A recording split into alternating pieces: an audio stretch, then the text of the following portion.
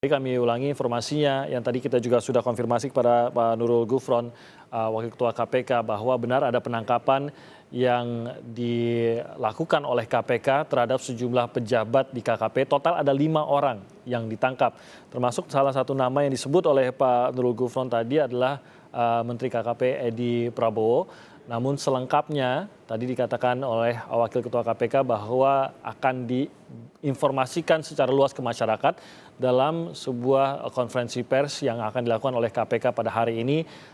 Sampai sejauh ini konferensi pers tersebut dijadwalkan akan dilakukan pada sore hari atau malam hari nanti. Namun sejumlah informasi masih dikumpulkan oleh KPK untuk bisa diberikan kepada masyarakat. Dan tentu saja terkait dengan kasus-kasus yang ditangani oleh KPK, ini ditangani langsung oleh penyidik kasus tersebut. Sehingga tidak bisa juga langsung diinformasikan sejauh apa penyidikan berlangsung, penangkapan tersebut, tidak seluruh informasi tentang penangkapan bisa dengan cepat diinformasikan, karena pasti akan terkait dengan kelanjutan dari penyidikan maupun sensitivitas dari penyidikan tersebut yang tentu saja masih terus berjalan dan bisa saja melibatkan beberapa pihak lainnya di luar mereka yang saat ini sudah ditahan. Nah, saya mau kita ada Asep Iwan Iriawan yang sebenarnya memang tergabung untuk perbincangan di Sapa Indonesia Pagi, namun kita potong sedikit karena breaking news, tapi karena keahliannya dalam bidang hukum tentu saja saya mau berkesempatan untuk berbicara dengan Kang Asep Iwan Iriawan yang saat ini masih tersambung bersama saya. Kang Asep. Ya, terima kasih Pak.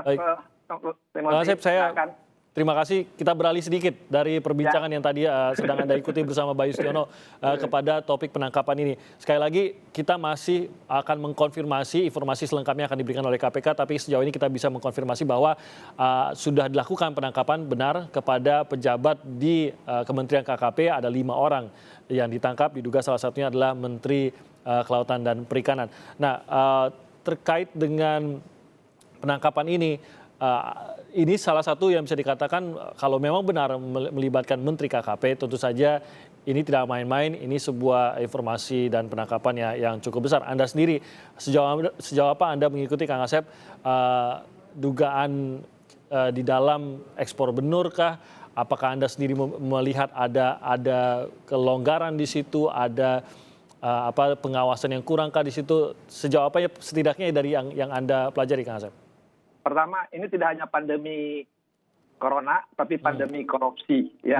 Dan masalah lobster ini kan tidak hanya saat ini, sebelumnya juga sudah dibicarakan kebijakan menteri yang dahulu, Bu Susi, dan yang sekarang itu ada permainan dan nilainya sangat besar. Jadi ketika KPK mengintip dalam tanda petik dan dengan izin Dewan Pengawas, tidak aneh bagi saya, ya itu nilainya sangat besar.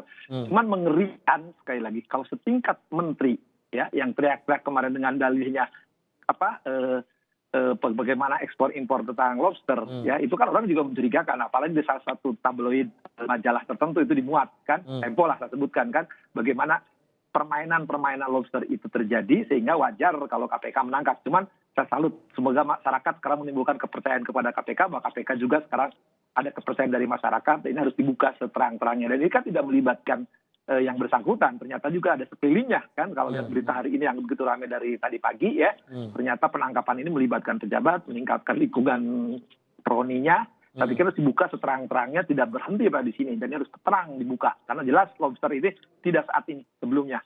Yang lebih penting lagi, ya lebih penting lagi, saya pikir ini keberanian KPK yang ditujukan kepada publik tanpa pandang bulu siapapun, dan sekira Presiden harus terang benderang, harus membuka ala menterinya yang terlibat korupsi, dan ini fatal sekali, ya. Oke, Kang Asep, ada sensitivitas khusus memang untuk kasus benur ini terkait juga dengan Menteri KKP. Sekali lagi kita masih menunggu KPK mengenai kejelasannya keterlibatan dari menteri maupun pejabat di dalam KKP.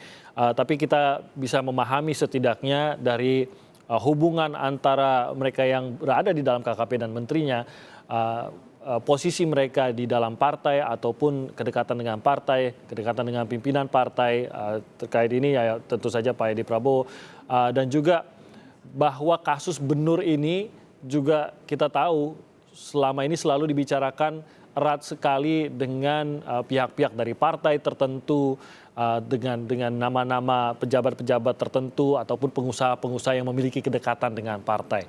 Nah, melihat kondisi KPK saat ini, apakah Anda yakin bahwa KPK dalam posisi yang kuat untuk mengatasi sebuah kasus dengan kerumitan seperti ini? Tapi mungkin saya potong di situ dulu, Kang Asep. Anda mohon jawab usai jeda berikut ini. Kita